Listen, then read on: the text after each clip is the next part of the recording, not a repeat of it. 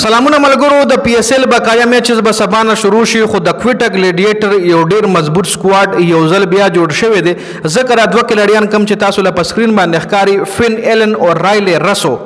دای ځان اویلیبل شو کړی دی د نه مخکې د کویټا ګلیډیټر ته داسې 100% کنفرم خبره نه وکړي چې موږ به پی اس ال بقایا میچز د لپاره درځو خو اوس دای ځان اویلیبل کړی دی رایلی رسو چون کې کویټا ګلیډیټر په ریپلیسمنت کې چې کم کلړیان ایشتلی هغه هم خک کلړیان ایشتلی دي او کویټا ګلیډیټر د ځل په پی اس ال کې په پوینټ ټیبل کې په ټاپ باندې هم دی په 1 نمبر باندې په پوینټ ټیبل کې کویټا ګلیډیټر دی ځکه کویټا ګلیډیټر د ځل خ روان دی محمد عامر ورسره سپیشلی خبالنګ کوي د کویټا ګلیډیټر چې کم لوکل کلړیان دی ورسره هم خ پرفارمنس کړی دی سپیشلی حسن نواز به تاسو کتلی یو سو میچونو کې ولا خ بیټینګ وکړو رایلی رسو ورسره فارم کړي اوس د کویټا ګلیډیټر چې کم بقایا غیر ملکی کلړیان دي ادا دوه خو تاسو له سکرین باندې ښکار چې دی ول ویلي دي چې مونږ به درځو یعنی کویټا ګلیډیټر د پی اس ال بقایا میچز د لپاره به فین ایلن او رایلی رسو خبره چې کم دا 100% کنفرم شوی ده دینه علاوه کویټا ګلیډیټر سره چې هغه کم ریپلیسمنت کې اشتریو د افغانستان ګلبدین نایب هم اشتلو اویشکا فرناندو د سریلانکا او دینیس چندمل د سریلانکا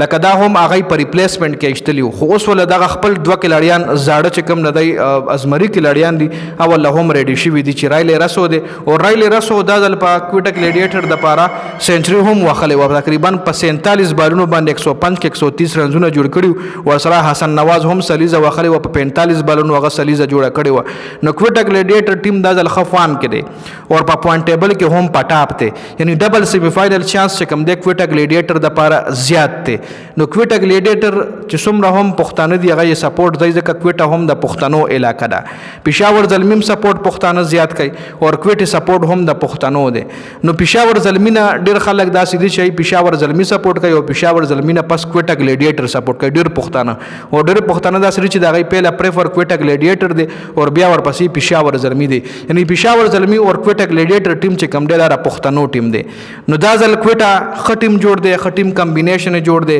ساوث شکیل چې کم دی چون کې هغه سکلړیانو سره زیاتې کوي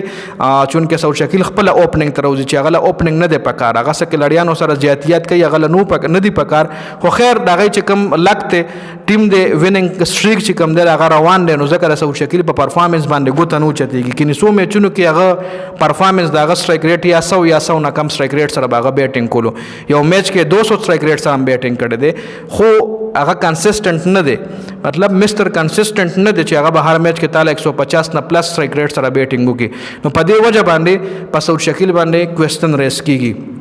استاسو د فین ایلن او د رایلی رسو حواله سره سوای چې د راتلو سره د پاکستان ټیم سوري د کویټا ګلیډیټر ټیم مضبوط کېدې شي کنه او د کویټا ګلیډیټر چې کوم غیر ملکی کلاړیان دی ګلبدین نایم شو اویشکا فرناندو شو دلشان نصوری د دینیس چندمل او رایلی رسو او فین ایلن دا غیر ملکی کلاړیان دي د کویټا ګلیډیټر